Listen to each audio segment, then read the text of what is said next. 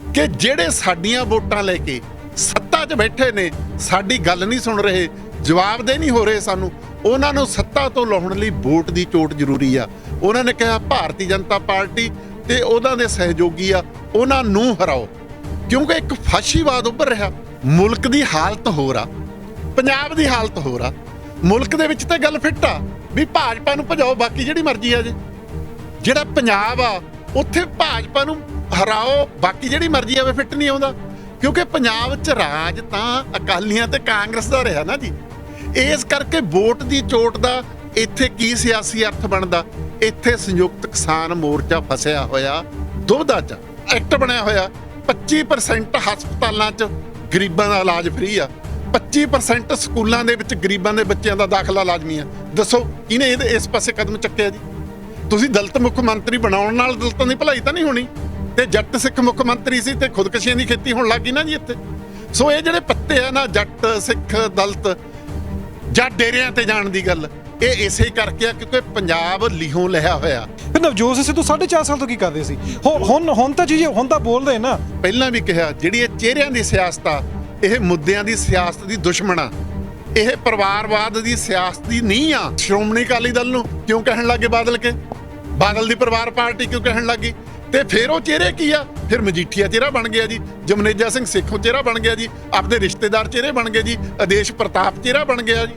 ਇਹ ਕੀ ਆ? ਪਰਿਵਾਰਵਾਦ ਆ। ਜਿਹੜੀ ਰਾਜਨੀਤੀ ਆ ਤੁਸੀਂ ਤਾਂ ਇਹਨੂੰ ਇੱਕ ਧੰਨਾ ਬਣਾ ਲਿਆ, ਜਿਵੇਂ ਕਿ ਕਾਰਖਾਨਾ ਲਾ ਲਿਆ ਹੁੰਦਾ ਨਾ ਵੀ ਕਿਉਂਕਿ ਮੈਂ ਇੱਕ ਕਾਰਖਾਨਾ ਲਾ ਲਿਆ, ਉਹ ਮੇਰੇ ਤੋਂ ਬਾਅਦ ਮੇਰੇ ਕਾਰਖਾਨੇ ਦਾ ਮਾਲਕ ਮੇਰਾ ਬੇਟਾ, ਉਸ ਤੋਂ ਬਾਅਦ ਉਹ ਬੇਟਾ। ਤੁਸੀਂ ਤਾਂ ਇੱਕ ਕਾਰਖਾਨਾ ਬਣਾ ਲਿਆ ਨਾ ਸਿਆਸਤ ਨੂੰ। ਸਿਆਸਤ ਲੋਕਾਂ ਦੀ ਸੇਵਾ ਦਾ ਸਾਧਨ ਤਾਂ ਬਣੀ ਨਹੀਂ।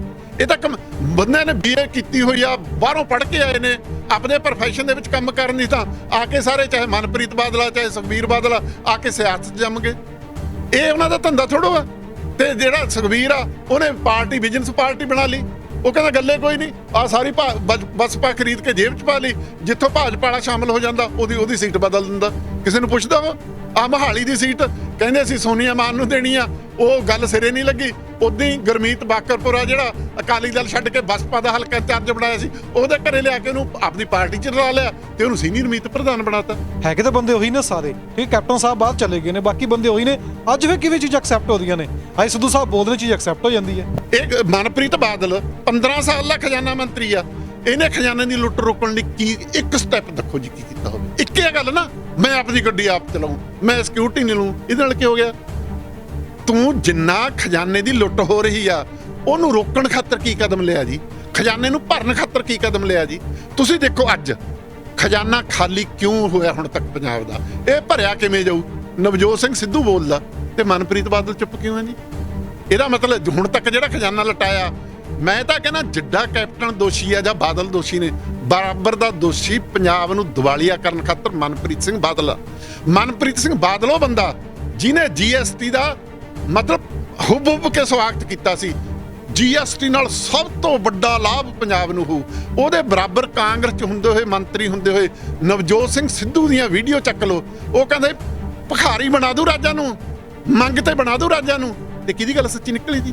ਸਹੀ ਕਿਹਦੀ ਨਿਕਲੀ? ਇਹ ਫੇਰ ਵੀ ਖਜ਼ਾਨਾ ਮੰਤਰੀ ਜਿਹੜਾ ਕਹਿੰਦਾ ਅੱਜ 60,000 ਕਰੋੜ ਦਾ ਘਾਟਾ ਪੈ ਗਿਆ, 6,000 ਕਰੋੜ ਦਾ ਇੱਥੋਂ ਲੁੱਟ ਲਗੇ, ਤੇ ਖਜ਼ਾਨਾ ਮੰਤਰੀ ਕੀ ਕਰਦਾ ਜੀ? ਇਹ ਦੁੱਧ ਦੀ ਰੱਖ ਕੇ ਬਿੱਲਾ ਬਿਠਾਇਆ ਹੋਇਆ ਪੰਜਾਬ ਨੇ, ਜਿਹੜਾ ਆਪ ਵੀ ਛਕੀ ਜਾਂਦਾ ਤੇ ਦੂਜਿਆਂ ਨੂੰ ਵੀ ਛਕਾਈ ਜਾਂਦਾ। ਖੁੱਲੀਆਂ ਛੁੱਟੀਆਂ ਦੇ ਰੱਖੀਆਂ ਨੇ। ਕਿ ਵਾਕਈ ਵੋਟ ਦੀ ਚੋਟ ਨੂੰ ਪਿੱਛੇ ਰੱਖ ਕੇ ਇਹ ਪੰਜਾਬ ਵਿੱਚ ਚੋਣਾਂ ਲੜਨਗੇ, ਫਿੱਟ ਬੈਠ ਜਾਣਗੇ ਜਿਹੜੇ ਸੰਯੁਕਤ ਕਿਸਾਨ ਮੋਰਚਾ BJP ਦਾ ਵਿਰੋਧ ਕਰਦੀ ਆਈ ਹੈ? ਕਿ ਹੁਣ ਇਹ ਚੋਣਾਂ ਵਿੱਚ ਜਾ ਕੇ ਲੋਕਾਂ ਨੂੰ ਜਾਂ ਲੋਕ ਇਹਨਾਂ ਨੂੰ ਐਕਸੈਪਟ ਕਰ ਲੈਣਗੇ?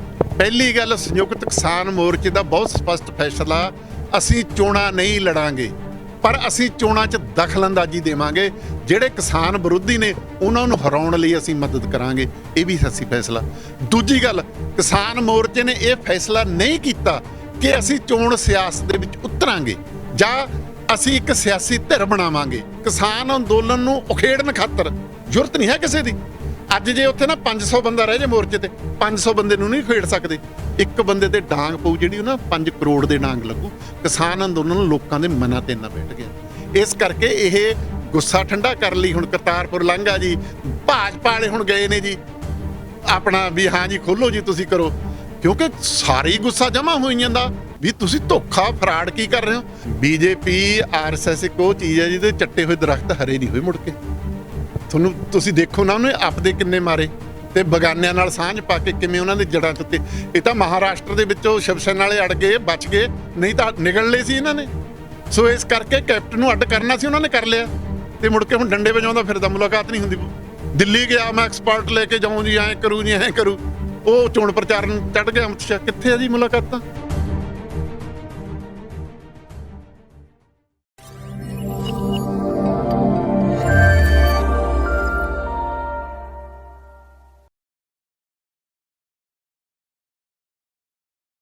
ਜੇ ਕਿਸਾਨੀ ਅੰਦੋਲਨ ਦੇ ਕੀ ਵਾਕਈ ਕੋਈ ਉਸ ਵਿੱਚੋਂ ਵਿਅਕਤੀ ਜਿਹੜਾ ਕਿ ਇਸ ਚੱਲਦੇ ਅੰਦੋਲਨ ਦਰਮਿਆਨ ਜਿਸਨੇ ਪ੍ਰਸਿੱਧੀ ਖੱਟੀ ਹੈ, ਉਸ ਤੋਂ ਬਾਅਦ ਜਾ ਕੇ ਉਹ ਸਿਆਸੀ ਤੌਰ ਤੇ ਵਿਚਰਦਾ ਹੈ ਕਿ ਵਾਕਈ ਸਿਸਟਮ ਦੇ ਵਿੱਚ ਫਿੱਟ ਹੋ ਜਾਊਗਾ। ਹੁਣ ਗੱਲ ਕਰਾਂਗੇ ਨਵਜੋਤ ਸਿੰਘ ਸਿੱਧੂ ਦੀ ਵੀ, ਜਿਹੜੇ ਸਮੇਂ-ਸਮੇਂ ਤੇ ਆ ਕੇ ਆਪਣੀ ਸਰਕਾਰ ਉੱਤੇ ਸਵਾਲ ਚੁੱਕਦੇ ਨੇ ਔਰ ਕਹਿੰਦੇ ਨੇ ਆਹ ਵੀ ਕੰਮ ਹੋਣੇ ਚਾਹੀਦੇ ਨੇ, ਉਹ ਵੀ ਕੰਮ ਹੋਣੇ ਚਾਹੀਦੇ ਨੇ।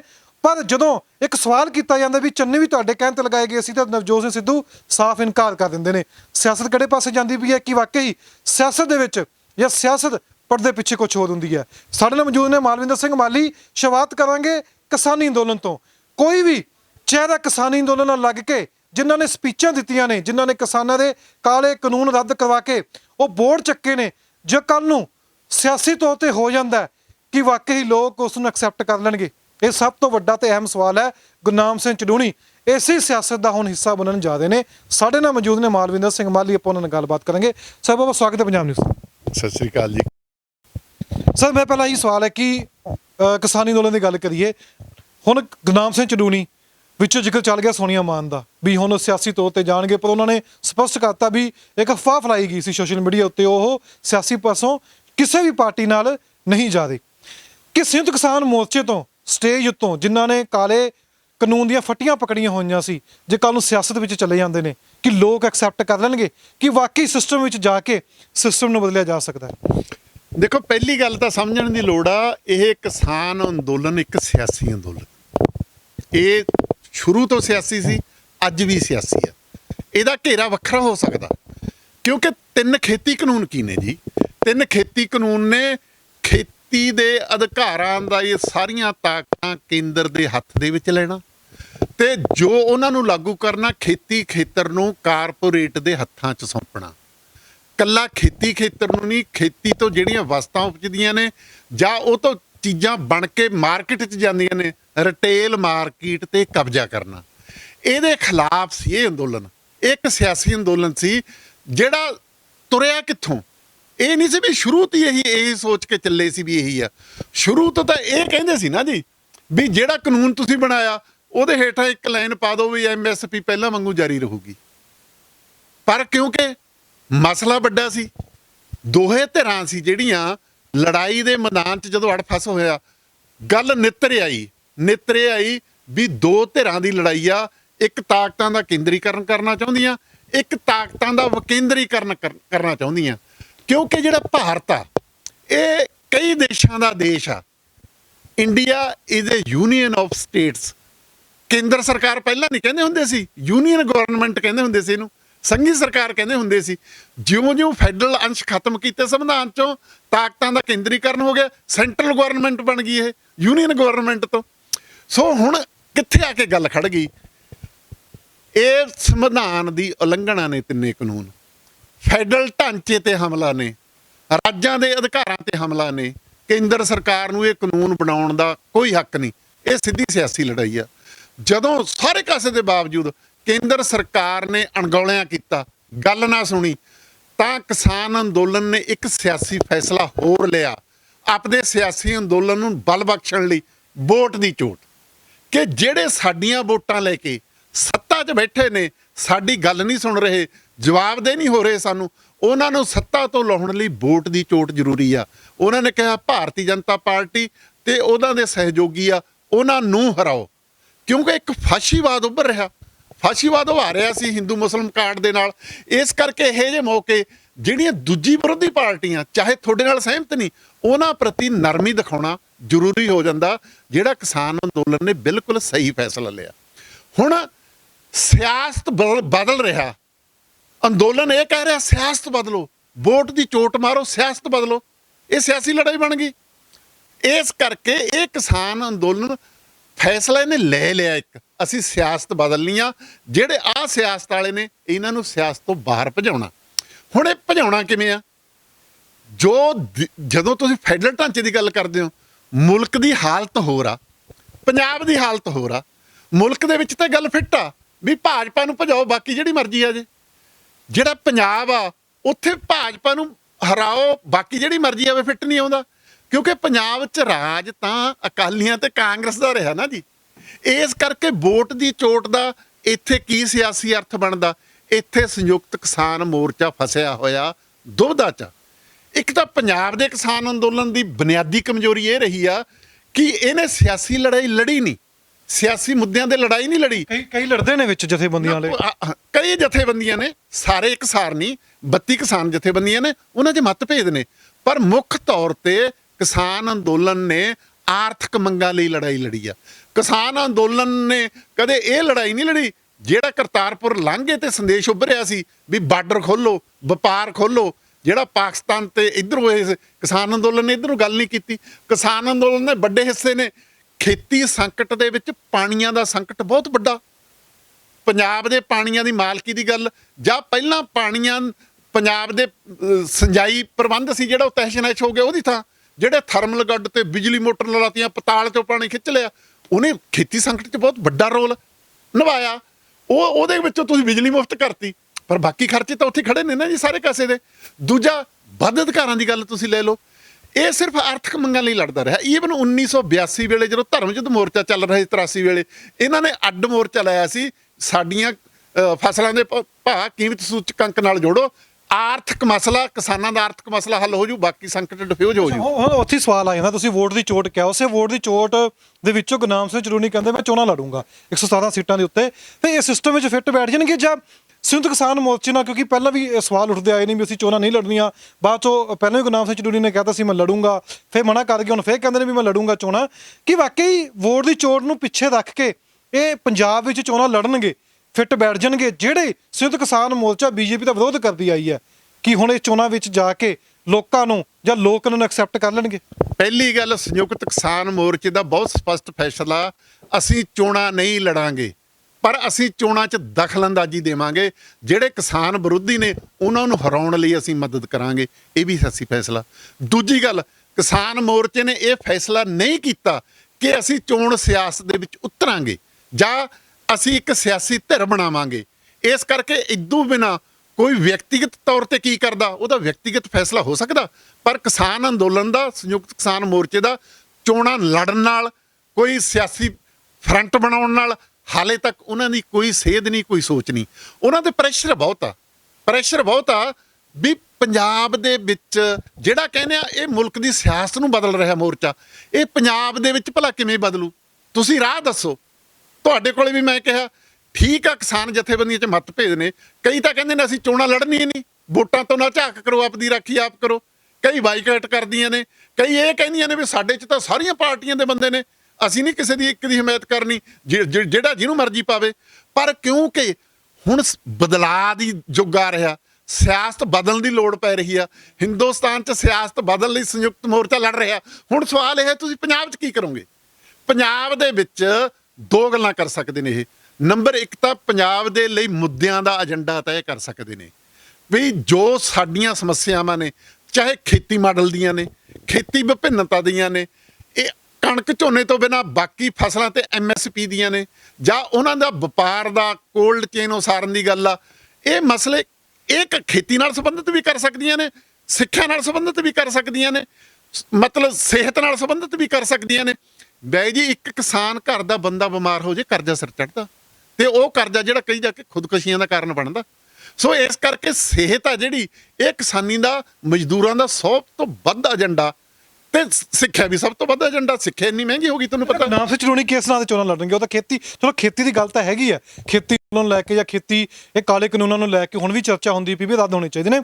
ਗੁਰਨਾਮ ਸਿੰਘ ਚਰੂਨੀ ਨੂੰ ਪਤਾ ਵੀ ਕਿਸ ਤਰੀਕੇ ਨਾਲ ਪੰਜਾਬ 'ਚ ਕੀ ਹੁੰਦਾ ਪਿਆ, ਹਰਿਆਣੇ ਤੋਂ ਆਏ ਨੇ, ਠੀਕ ਹੈ, ਫੈਡਰਲ ਰਾਈਟ ਉਹਨਾਂ ਨੂੰ ਲੜ ਸਕਦੇ ਨੇ, ਆਪਣਾ ਸੰਵਿਧਾਨ ਕਹਿੰਦਾ, ਇਜਾਜ਼ਤ ਦਿੰਦਾ ਵੀ ਕੋਈ ਵੀ ਵਿਅਕਤੀ ਚੋਣਾਂ ਲੜ ਸਕਦਾ। ਪਰ ਸਵਾਲ ਉੱਥੇ ਮੁੱਕਦਾ ਕਿ ਖੇਤੀ ਦੇ ਚੋਣਾਂ ਲੜਨਗੇ ਤੁਸੀਂ ਕਹਿੰਦੇ ਹੋ ਵੀ ਸਿਹਤ ਵੀ ਮੁੱਦਾ ਹੈਗਾ, ਉਸ ਤੇ ਚੋਣਾਂ ਲੜਨਗੇ, ਪੰਜਾਬ ਦੇ ਪਾਣੀਆਂ ਤੇ ਚੋਣਾਂ ਲੜਨਗੇ ਕੀ ਲੈ ਵੀ ਕਾਲੇ ਕਾਨੂੰਨ ਅੱਗੇ ਲੈ ਕੇ ਜਾਣਗੇ, ਗੱਲ ਰੱਖਣਗੇ, ਲੋਕੀ ਐਕਸੈਪਟ ਕਰ ਲੈਣਗੇ? ਉਹ ਤਾਂ ਸ਼ਹਿਰੀ ਤਬਕਾ ਵੀ ਤਾਂ ਬੈਠਾ ਹੈ। ਪਹਿਲੀ ਗੱਲ ਤਾਂ ਇਹ ਹੈ, ਗੁਰਨਾਮ ਸਿੰਘ ਚੰਡੂਨੀ ਨੂੰ ਅਸੂਲੀ ਤੌਰ ਤੇ ਹਰਿਆਣੇ 'ਚ ਸਿਆਸਤ ਕਰਨੀ ਚਾਹੀਦੀ ਹੈ। ਹਰਿਆਣੇ ਦਾ ਉਹ ਕਿਸਾਨ ਆਗੂ ਆ, ਹਰਿਆਣੇ ਦੇ ਵਿੱਚ ਉਹਨੂੰ ਬਦਲਵੀਂ ਸਿਆਸਤ ਆ ਜਿਹੜੀ ਉਹ ਉਭਾਰਨੀ ਚਾਹੀਦੀ ਆ, ਉੱਥੇ ਲੜਾਈ ਲੜਨੀ ਚਾਹੀਦੀ ਆ। ਪੰਜਾਬ ਦੇ ਵਿੱਚ ਉਹ ਦਖਲ ਦੇ ਸਕਦਾ, ਮੈਂ ਇਹ ਨਹੀਂ ਕਹਿੰਦਾ ਵੀ ਕੋਈ ਦਖਲ ਨਹੀਂ ਦੇ ਸਕਦਾ। ਉਹ ਪੰਜਾਬ ਦੇ ਬਾਰੇ ਜੋ ਏਜੰਡਾ ਪੇਸ਼ ਕਰ ਰਿਹਾ, ਉਹ ਏਜੰਡਾ ਹੀ ਹੈ ਨਹੀਂ ਕੋਈ। ਏਜੰਡਾ ਕੀ ਆ? ਕਿਉਂਕਿ ਇਹ ਸਾਡੇ ਤੇ ਰਾਜ ਕਰਦੇ ਨੇ, ਅਸੀਂ ਇਹਨਾਂ ਕੋਲ ਜਾਂਦੇ ਹਾਂ। ਹੁਣ ਆਪਾਂ ਉੱਥੇ ਜਾਈਏ, ਫਿਰ ਆਪਾਂ ਆਪਦੇ ਫੈਸਲੇ ਆਪ ਕਰ ਲਾਂਗੇ। ਕੀ ਫੈਸਲੇ ਕਰ ਲੈਣਗੇ ਜੀ? ਨਾ ਉਹਦੇ ਕੋਲ ਕੋਈ ਮੁੱਦਾ, ਨਾ ਉਹਦੇ ਕੋਲ ਕੋਈ ਏਜੰਡਾ, ਨਾ ਕੋਈ ਕਿਸੇ ਮੁੱਦੇ ਦਾ ਹੱਲ ਦਾ ਰੋਡ ਮੈਪ ਆ, ਨਾ ਉਹਦੇ ਕੋਲ ਕੋਈ ਜਵਾਬਦੇਹੀ ਆ। ਉਹ ਤਾਂ ਇੱਕ ਜਿਹੜੀ ਪੰਜਾਬ 'ਚ ਬਦਲਾਅ ਦੀ ਭਾਵਨਾ, ਜਿਹਨੂੰ ਪਹਿਲਾਂ ਆਮ ਆਦਮੀ ਪਾਰਟੀ ਨੇ ਕੈਸ਼ ਕੀਤਾ, ਉਹਨੂੰ ਕੈਸ਼ ਕਰਨ ਲਈ ਉਹ ਪੰਜਾਬ ਫਰੰਟ ਕੀ ਬਣਾਇਆ, ਉਹ ਕੋਸ਼ਿਸ਼ ਕਰ ਰਿਹਾ। ਜਿਹਦੇ ਵਿੱਚੋਂ ਕੁਝ ਲੋਕ ਨੇ ਜਿਹੜੇ ਕਹਿੰਦੇ ਨੇ ਚੰਗੇ ਬੰਦੇ ਸਾਹਮਣੇ ਲਿਆਓ। ਚੰਗੇ ਬੰਦੇ ਆਪਦੇ ਆਪ 'ਚ ਕੋਈ ਸਿਆਸਤ ਨਹੀਂ ਹੁੰਦੀ। ਜਦੋਂ ਤੱਕ ਤੁਸੀਂ ਸਿਆਸਤ ਦਾ ਸਿਆਸੀ ਬਦਲ ਨਹੀਂ ਲਿਆਉਂਦੇ, ਉਹਨੂੰ ਚੰਗੇ ਬੰਦੇ ਲਾਗੂ ਤਾਂ ਕਰਨਗੇ। ਆਪਦੇ ਆਪ 'ਚ ਚੰਗੇ ਬੰਦੇ ਆ ਜਿਹੜੇ ਇਹ ਬਦਲਵੀਂ ਸਿਆਸਤ ਤੋਂ ਲੋਕਾਂ ਦਾ ਧਿਆਨ ਭਟਕਾਉਣ ਦਾ ਕਾਰਨ ਵੀ ਬਣ ਰਹੇ ਨੇ। ਵੀ ਛੱਡ ਦੋ ਸਿਆਸਤ ਕੀ ਆ, ਛੱਡ ਦੋ ਕੌਣ ਕੀ ਕਹਿੰਦਾ, ਚੰਗੇ ਬੰਦੇ ਲਿਆਓ, ਇਮਾਨਦਾਰ ਬੰਦੇ ਲਿਆਓ। ਚੰਗਾ ਬੰਦਾ ਕੌਣ ਆ ਜੀ? ਇਮਾਨਦਾਰ ਕੌਣ ਆ? ਜਿਹੜਾ ਪੰਜਾਬ ਦੇ ਮੁੱਦਿਆਂ ਨੂੰ ਸੰਬੋਧਤਾ, ਜਿਹੜਾ ਪੰਜਾਬ ਦੇ ਮਸਲਿਆਂ ਦਾ ਹੱਲ ਕਰਦਾ, ਜਿਹੜਾ ਪੰਜਾਬ ਦੇ ਵਿੱਚ ਲੁੱਟ ਹੋ ਰਹੀ ਆ ਉਹਨੂੰ ਰੋਕਣ ਦੀ ਗੱਲ ਕਰਦਾ, ਜਿਹੜਾ ਕਹਿੰਦਾ ਰੇਤੇ ਦੀ ਸ਼ਰਾਬ ਦੀ ਕਾਰਪੋਰੇਸ਼ਨ ਬਣਾਓ, ਜਿਹੜਾ ਕਹਿੰਦਾ ਖਾਲੀ ਖਜ਼ਾਨੇ 'ਚ ਘਰਲਾਂ ਪੈਂਦੀਆਂ ਨੇ ਉਹਨਾਂ ਨੂੰ ਬੰਦ ਕਰੋ, ਖਜ਼ਾਨਾ ਭਰੋ। ਜੇ ਇਹੋ ਜਿਹਾ ਏਜੰਡਾ ਤਾਂ ਚੰਡੂਨੀ ਕੋਲ ਹੈ ਨਹੀਂ ਨਾ ਜੀ। ਇੱਕ ਹਵਾ 'ਚ ਆਪਾਂ ਆ ਜਾਓ, ਉੱਥੇ ਆਪਾਂ ਜਾ ਕੇ ਐਂ ਕਰ ਦਾਂਗੇ। ਇਸ ਸਿਸਟਮ ਦੇ ਵਿੱਚ ਰਹਿੰਦੇ ਹੋਏ ਸਿਸਟਮ ਦੇ ਖਿਲਾਫ ਬਹੁਤ ਵੱਡੀ ਲੜਾਈ ਦਿੱਤੀ ਜਾ ਸਕਦੀ ਆ। ਸਿਸਟਮ ਦੇ ਵਿੱਚ ਬਹੁਤ ਵੱਡੇ ਬਦਲਾਅ ਕੀਤੇ ਜਾ ਸਕਦੇ ਆ। ਪਰ ਜੇ ਤੁਹਾਡੇ ਕੋਲ ਇੱਕ ਵਿਚਾਰ ਹੋਵੇ, ਇੱਕ ਨਜ਼ਰੀਆ ਹੋਵੇ, ਇੱਕ ਸੇਧ ਹੋਵੇ, ਇੱਕ ਸਿਆਸਤ ਹੋਵੇ, ਇੱਕ ਕਮਿਟਮੈਂਟ ਹੋਵੇ, ਉਹਦੀ ਗੈਰ ਹਾਜ਼ਰੀ ਤੋਂ ਬਿਨਾਂ ਚੰਗਾ ਬੰਦਾ ਕੋਈ ਨਹੀਂ ਕੁਝ ਕਰ ਸਕਦਾ। ਤੁਸੀਂ ਸੋਨੂੰ ਸੂਦ ਤੇ ਵੀ ਲਿਖਦੇ ਹੋ ਵੀ ਖੋਲ ਕਚੋਲਾ ਪੈ ਗਿਆ, ਇੱਕ ਨਵਾਂ ਚਿਹਰਾ ਆ ਗਿਆ, ਹੁਣ ਇਹ ਇਸ ਪਾਸੇ ਧਿਆਨ ਚਲਾ ਜਾਊਗਾ ਸਾਰਾ। ਲੱਗਦਾ ਵੀ ਸਿਆਸਤ ਦਾ ਧਿਆਨ ਉਸ ਪਾਸੇ ਚਲਾ ਜਾਊਗਾ। ਮੈਂ ਤੁਹਾਨੂੰ ਪਹਿਲਾਂ ਵੀ ਕਿਹਾ, ਜਿਹੜੀ ਇਹ ਚਿਹਰਿਆਂ ਦੀ ਸਿਆਸਤ ਆ, ਇਹ ਮੁੱਦਿਆਂ ਦੀ ਸਿਆਸਤ ਦੀ ਦੁਸ਼ਮਣ ਆ। ਇਹ ਪਰਿਵਾਰਵਾਦ ਦੀ ਸਿਆਸਤ ਦੀ ਨਹੀਂ ਆ। ਅੱਜ ਸੁਖਬੀਰ ਚਿਹਰਾ ਬਣ ਗਿਆ, ਕੱਲ ਨੂੰ ਉਹਦਾ ਬੇਟਾ ਚਿਹਰਾ ਬਣ ਜੂ, ਫਿਰ ਬਣ ਗਿਆ ਕੇਜਰੀਵਾਲ ਚਿਹਰਾ ਬਣ ਗਿਆ, ਕੱਲ ਨੂੰ ਉਹਦੇ ਘਰ ਵਾਲੀ ਚਿਹਰਾ ਬਣ ਜੂ। ਇਸੇ ਤਰ੍ਹਾਂ ਤੁਸੀਂ ਲਾਲੂ ਪ੍ਰਸ਼ਾਦ ਬਣ ਗਿਆ, ਉਹਦਾ ਮੁੰਡਾ ਬਣ ਗਿਆ, ਰਾਮ ਪਾਸਵਾਨ ਦਾ ਮੁੰਡਾ ਬਣ ਗਿਆ। ਚਿਹਰਿਆਂ ਦੀ ਸਿਆਸਤ ਪਰਿਵਾਰਵਾਦ ਨੂੰ ਪੱਕਾ ਕਰਦੀ ਆ। ਨਵਜੋਤ ਸਿੱਧੂ ਦੀ ਉਹ ਵੀ ਤਾਂ ਹੈਗੇ ਨਾ, ਉਹਨਾਂ ਦੀ ਅੱਗੇ ਹੈਗੇ ਨੇ ਬੇਟੀ ਹੈਗੀ ਆ, ਜਿਨ੍ਹਾਂ ਨੇ ਕਿਹਾ ਸੀ ਮੈਂ ਸਿਆਸਤ 'ਚ ਨਹੀਂ ਆਉਣਾ, ਪਰ ਚਰਚਾ ਛਿੜ ਗਈ ਸੀ, ਉਹ ਵੀ ਤਾਂ ਫਿਰ ਸਿਆਸਤ 'ਚ ਹੋ ਗਈ ਨਾ। ਮੈਂ ਕਹਿੰਦਾ ਜੀ, ਕੋਈ ਵੀ ਹੋਵੇ, ਜਿਹੜਾ ਵੀ ਬੰਦਾ ਚਿਹਰਿਆਂ ਦੀ ਸਿਆਸਤ ਕਰੂਗਾ, ਉਹਦੇ ਵਿੱਚ ਪਰਿਵਾਰਵਾਦ ਪੈਦਾ ਹੋਊ। ਜਿਹੜੀ ਉਹ ਪਾਰਟੀ ਬਣਾਊ, ਉਹਦੇ ਵਿੱਚ ਤਾਨਾਸ਼ਾਹੀ ਪੈਦਾ ਹੋਊ। ਅੱਜ ਕਿਉਂਕਿ ਸ਼੍ਰੋਮਣੀ ਅਕਾਲੀ ਦਲ ਨੂੰ ਕਿਉਂ ਕਹਿਣ ਲੱਗੇ ਬਾਦਲ ਦੀ ਪਰਿਵਾਰ ਪਾਰਟੀ ਕਿਉਂ ਕਹਿਣ ਲੱਗੀ? ਤੇ ਫਿਰ ਉਹ ਚਿਹਰੇ ਕੀ ਆ? ਫਿਰ ਮਜੀਠੀਆ ਚਿਹਰਾ ਬਣ ਗਿਆ ਜੀ, ਜਮਨੇਜਾ ਸਿੰਘ ਸੇਖੋਂ ਚਿਹਰਾ ਬਣ ਗਿਆ ਜੀ, ਆਪਦੇ ਰਿਸ਼ਤੇਦਾਰ ਚਿਹਰੇ ਬਣ ਗਏ ਜੀ, ਆਦੇਸ਼ ਪ੍ਰਤਾਪ ਚਿਹਰਾ ਬਣ ਗਿਆ ਜੀ। ਇਹ ਕੀ ਆ? ਪਰਿਵਾਰਵਾਦ ਆ। ਜਦੋਂ ਤੱਕ ਤੁਸੀਂ ਮੁੱਦਿਆਂ ਦੀ ਸਿਆਸਤ ਨਹੀਂ ਆਉਂਦੇ, ਜਦੋਂ ਤੱਕ ਤੁਸੀਂ ਜਵਾਬਦੇਹੀ ਦੀ ਸਿਆਸਤ ਨਹੀਂ ਆਉਂਦੇ, ਜਦੋਂ ਤੱਕ ਤੁਸੀਂ ਜਿਹੜੀ ਰਾਜਨੀਤੀ ਆ, ਤੁਸੀਂ ਤਾਂ ਇਹਨੂੰ ਇੱਕ ਧੰਨਾ ਬਣਾ ਲਿਆ, ਜਿਵੇਂ ਕਿ ਕਾਰਖਾਨਾ ਲਾ ਲਿਆ ਹੁੰਦਾ ਨਾ, ਵੀ ਕਿਉਂਕਿ ਮੈਂ ਇੱਕ ਕਾਰਖਾਨਾ ਲਾ ਲਿਆ, ਉਹ ਮੇਰੇ ਤੋਂ ਬਾਅਦ ਮੇਰੇ ਕਾਰਖਾਨੇ ਦਾ ਮਾਲਕ ਮੇਰਾ ਬੇਟਾ, ਉਦੋਂ ਬਾਅਦ ਉਹ ਬੇਟਾ। ਤੁਸੀਂ ਤਾਂ ਇੱਕ ਕਾਰਖਾਨਾ ਬਣਾ ਲਿਆ ਨਾ ਸਿਆਸਤ ਨੂੰ। ਸਿਆਸਤ ਲੋਕਾਂ ਦੀ ਸੇਵਾ ਦਾ ਸਾਧਨ ਤਾਂ ਬਣੀ ਨਹੀਂ। ਇਹ ਤਾਂ ਬੰਦਿਆਂ ਨੇ BA ਕੀਤੀ ਹੋਈ ਆ, ਬਾਹਰੋਂ ਪੜ੍ਹ ਕੇ ਆਏ ਨੇ, ਆਪਣੇ ਪ੍ਰੋਫੈਸ਼ਨ ਦੇ ਵਿੱਚ ਕੰਮ ਕਰਨ ਦੀ ਤਾਂ ਆ ਕੇ ਸਾਰੇ, ਚਾਹੇ ਮਨਪ੍ਰੀਤ ਬਾਦਲ, ਚਾਹੇ ਸੁਖਬੀਰ ਬਾਦਲ, ਆ ਕੇ ਸਿਆਸਤ 'ਚ ਜੰਮ ਗਏ। ਇਹ ਉਹਨਾਂ ਦਾ ਧੰਦਾ ਥੋੜੋ ਆ। ਤੇ ਜਿਹੜਾ ਸੁਖਬੀਰ ਆ, ਉਹਨੇ ਪਾਰਟੀ ਬਿਜ਼ਨਸ ਪਾਰਟੀ ਬਣਾ ਲਈ। ਉਹ ਕਹਿੰਦਾ ਗੱਲੇ ਕੋਈ ਨਹੀਂ, ਆ ਸਾਰੀ ਬਸਪਾ ਖਰੀਦ ਕੇ ਜੇਬ 'ਚ ਪਾ ਲਈ, ਜਿੱਥੋਂ ਭਾਜਪਾ ਵਾਲਾ ਸ਼ਾਮਲ ਹੋ ਜਾਂਦਾ ਉਹਦੀ ਸੀਟ ਬਦਲ ਦਿੰਦਾ। ਕਿਸੇ ਨੂੰ ਪੁੱਛਦਾ ਉਹ? ਆ ਮੋਹਾਲੀ ਦੀ ਸੀਟ ਕਹਿੰਦੇ ਅਸੀਂ ਸੋਨੀਆ ਮਾਨ ਨੂੰ ਦੇਣੀ ਆ, ਉਹ ਗੱਲ ਸਿਰੇ ਨਹੀਂ ਲੱਗੀ। ਉਦਾਂ ਹੀ ਗੁਰਮੀਤ ਬਾਕਰਪੁਰਾ, ਜਿਹੜਾ ਅਕਾਲੀ ਦਲ ਛੱਡ ਕੇ ਬਸਪਾ ਦਾ ਹਲਕਾ ਇੰਚਾਰਜ ਬਣਾਇਆ ਸੀ, ਉਹਦੇ ਘਰੇ ਲਿਆ ਕੇ ਉਹਨੂੰ ਆਪਣੀ ਪਾਰਟੀ 'ਚ ਰਲਾ ਲਿਆ ਤੇ ਉਹਨੂੰ ਸੀਨੀਅਰ ਮੀਤ ਪ੍ਰਧਾਨ ਬਣਾਤਾ। ਇਹ ਤਾਂ ਵਪਾਰਕ ਕੰਪਨੀਆਂ ਨੇ, ਸਿਆਸੀ ਪਾਰਟੀਆਂ ਥੋੜ੍ਹੋ ਨੇ। ਸਿਆਸੀ ਪਾਰਟੀਆਂ ਸਮਾਜਿਕ ਸਰੋਕਾਰਾਂ ਨਾਲ ਜੁੜੀਆਂ ਹੁੰਦੀਆਂ ਨੇ, ਉਹਨਾਂ ਨੂੰ ਹੱਲ ਕਰਦੀਆਂ ਨੇ। ਇਸ ਕਰਕੇ ਇਹ ਤਾਂ ਜਿਵੇਂ ਕਹਿੰਦੇ ਸੀ, ਆਪਣਾ ਬਗਾੜ ਬਗਾਨਾ ਸਾਂਢੇ ਵਾਲੀ ਗੱਲ ਆ। ਤੇ ਇਹ ਤਾਂ ਸਾਰੇ ਮਾਇਆਧਾਰੀ ਕਿਵੇਂ ਹੋਈ ਜਾਂਦੇ ਨੇ ਜੀ। ਇਹ ਮਨਪ੍ਰੀਤ ਬਾਦਲ 15 ਸਾਲ ਦਾ ਖਜ਼ਾਨਾ ਮੰਤਰੀ ਆ, ਇਹਨੇ ਖਜ਼ਾਨੇ ਦੀ ਲੁੱਟ ਰੋਕਣ ਲਈ ਕੀ ਇੱਕ ਸਟੈਪ ਦੇਖੋ ਜੀ ਕੀ ਕੀਤਾ ਹੋਵੇ। ਇੱਕੇ ਗੱਲ ਨਾ, ਮੈਂ ਆਪਣੀ ਗੱਡੀ ਆਪ ਚਲਾਉਂ, ਮੈਂ ਸਿਕਿਉਰਿਟੀ ਨਹੀਂ ਲਊਂ, ਇਹਦੇ ਨਾਲ ਕੀ ਹੋ ਗਿਆ? ਤੂੰ ਜਿੰਨਾ ਖਜ਼ਾਨੇ ਦੀ ਲੁੱਟ ਹੋ ਰਹੀ ਆ, ਉਹਨੂੰ ਰੋਕਣ ਖਾਤਰ ਕੀ ਕਦਮ ਲਿਆ ਜੀ? ਖਜ਼ਾਨੇ ਨੂੰ ਭਰਨ ਖਾਤਰ ਕੀ ਕਦਮ ਲਿਆ ਜੀ? ਤੁਸੀਂ ਦੇਖੋ, ਅੱਜ ਖਜ਼ਾਨਾ ਖਾਲੀ ਕਿਉਂ ਹੋਇਆ ਹੁਣ ਤੱਕ ਪੰਜਾਬ ਦਾ, ਇਹ ਭਰਿਆ ਕਿਵੇਂ ਜਾਊ? ਨਵਜੋਤ ਸਿੰਘ ਸਿੱਧੂ ਬੋਲਦਾ ਤੇ ਮਨਪ੍ਰੀਤ ਬਾਦਲ ਚੁੱਪ ਕਿਉਂ ਹੈ ਜੀ? ਇਹਦਾ ਮਤਲਬ ਹੁਣ ਤੱਕ ਜਿਹੜਾ ਖਜ਼ਾਨਾ ਲਟਾਇਆ, ਮੈਂ ਤਾਂ ਕਹਿੰਦਾ ਜਿੱਡਾ ਕੈਪਟਨ ਦੋਸ਼ੀ ਆ ਜਾਂ ਬਾਦਲ ਦੋਸ਼ੀ ਨੇ, ਬਰਾਬਰ ਦਾ ਦੋਸ਼ੀ ਪੰਜਾਬ ਨੂੰ ਦਿਵਾਲੀਆ ਕਰਨ ਖਾਤਰ ਮਨਪ੍ਰੀਤ ਸਿੰਘ ਬਾਦਲ ਆ। ਮਨਪ੍ਰੀਤ ਸਿੰਘ ਬਾਦਲ ਉਹ ਬੰਦਾ ਜਿਹਨੇ GST ਦਾ ਮਤਲਬ ਹੁਬ ਕੇ ਸਵਾਗਤ ਕੀਤਾ ਸੀ। GST ਨਾਲ ਸਭ ਤੋਂ ਵੱਡਾ ਲਾਭ ਪੰਜਾਬ ਨੂੰ ਹੋਊ। ਉਹਦੇ ਬਰਾਬਰ ਕਾਂਗਰਸ 'ਚ ਹੁੰਦੇ ਹੋਏ, ਮੰਤਰੀ ਹੁੰਦੇ ਹੋਏ ਨਵਜੋਤ ਸਿੰਘ ਸਿੱਧੂ ਦੀਆਂ ਵੀਡੀਓ ਚੱਕ ਲਓ, ਉਹ ਕਹਿੰਦੇ ਭਿਖਾਰੀ ਬਣਾ ਦੂ ਰਾਜਾਂ ਨੂੰ, ਮੰਗ ਤੇ ਬਣਾ ਦੂ ਰਾਜਾਂ ਨੂੰ। ਤੇ ਕਿਹਦੀ ਗੱਲ ਸੱਚੀ ਨਿਕਲੀ ਜੀ? ਸਹੀ ਕਿਹਦੀ ਨਿਕਲੀ? ਇਹ ਫੇਰ ਵੀ ਖਜ਼ਾਨਾ ਮੰਤਰੀ, ਇਹਨੂੰ ਨੈਤਿਕ ਤੌਰ ਤੇ ਖਜ਼ਾਨਾ ਮੰਤਰੀ ਬਣੇ ਰਹਿਣ ਦੀ ਹੱਕ ਨਹੀਂ। ਇਹਨੇ ਸਿੱਧੂ ਹਟਾ ਸਕਦੇ ਨਾ, ਜੇ ਪੰਜਾਬ ਦੇ ਪ੍ਰਧਾਨ ਹੈਗੇ ਨੇ ਕਾਂਗਰਸ ਦੇ, ਕਹਿ ਸਕਦੇ ਨੇ ਚਰਚਾ ਚੱਲ ਜਾਂਦੀ। ਨਵਜੋਤ ਸਿੰਘ ਸਿੱਧੂ ਕੀ ਕਹਿੰਦਾ, ਉਹਦੇ ਵਿਚਾਰ ਨੇ, ਮੇਰੇ ਆਪਦੇ ਵਿਚਾਰ ਨੇ। ਮੈਂ ਕਹਿੰਦਾ ਵੀ ਲੋਕਾਂ ਨੂੰ ਇਹ ਸੋਚਣਾ ਚਾਹੀਦਾ, ਇਹ ਖਜ਼ਾਨਾ ਮੰਤਰੀ ਹੈ ਜਿਹੜਾ, ਇਹਨੂੰ ਨੈਤਿਕ ਤੌਰ ਤੇ ਖਜ਼ਾਨਾ ਮੰਤਰੀ ਬਣੇ ਰਹਿਣ ਦਾ ਹੱਕ ਨਹੀਂ। ਕਿਸੇ ਪੱਖੋਂ ਤੁਸੀਂ ਮੈਨੂੰ ਦੱਸੋ, ਕਿਸੇ ਪੱਖੋਂ ਦੱਸੋ ਵੀ ਬਿਜਲੀ ਸਮਝੌਤਿਆਂ ਦਾ ਇਹ ਪਾਰਟੀ, ਖੇਤੀ ਬਿੱਲਾਂ ਦੀ ਇਹ ਪਾਰਟੀ, ਕਿਹੜੀ ਤਾਕਤਾਂ ਦੀ ਕੇਂਦਰੀਕਰਨ ਵਾਲੀ ਗੱਲ ਆ ਜਿਹੜੀ ਤੇ ਇਹਨੇ ਦਸਤਖਤ ਨਹੀਂ ਕੀਤੇ? ਰਿਫਾਈਨਰੀ ਨੂੰ ਰੇਤਾਂ ਦਿੱਤੀਆਂ, ਜਿੰਨਿਆਂ ਵੱਡੇ ਕੋਲੋਨਾਈਜ਼ਰਾਂ ਨੂੰ ਵੱਡੇ ਕਹਿ ਕੇ ਪ੍ਰੋਜੈਕਟ ਰੇਤਾਂ ਦਿੱਤੀਆਂ, ਤੇ ਕਿਸੇ ਤੇ ਕੋਈ ਕੁੰਡਾ ਨਹੀਂ ਜੀ। ਤੁਸੀਂ ਸਕੂਲਾਂ ਨੂੰ ਐਕਟ ਬਣਿਆ ਹੋਇਆ, 25% ਹਸਪਤਾਲਾਂ 'ਚ ਗਰੀਬਾਂ ਦਾ ਇਲਾਜ ਫ੍ਰੀ ਆ, 25% ਸਕੂਲਾਂ ਦੇ ਵਿੱਚ ਗਰੀਬਾਂ ਦੇ ਬੱਚਿਆਂ ਦਾ ਦਾਖਲਾ ਲਾਜ਼ਮੀ ਆ। ਦੱਸੋ ਕਿਹਨੇ ਇਸ ਪਾਸੇ ਕਦਮ ਚੱਕਿਆ ਜੀ? ਤੁਸੀਂ ਦਲਿਤ ਮੁੱਖ ਮੰਤਰੀ ਬਣਾਉਣ ਨਾਲ ਦਲਿਤਾਂ ਦੀ ਭਲਾਈ ਤਾਂ ਨਹੀਂ ਹੋਣੀ, ਤੇ ਜੱਟ ਸਿੱਖ ਮੁੱਖ ਮੰਤਰੀ ਸੀ ਤੇ ਖੁਦਕਸ਼ੀਆਂ ਦੀ ਖੇਤੀ ਹੋਣ ਲੱਗ ਗਈ ਨਾ ਜੀ ਇੱਥੇ।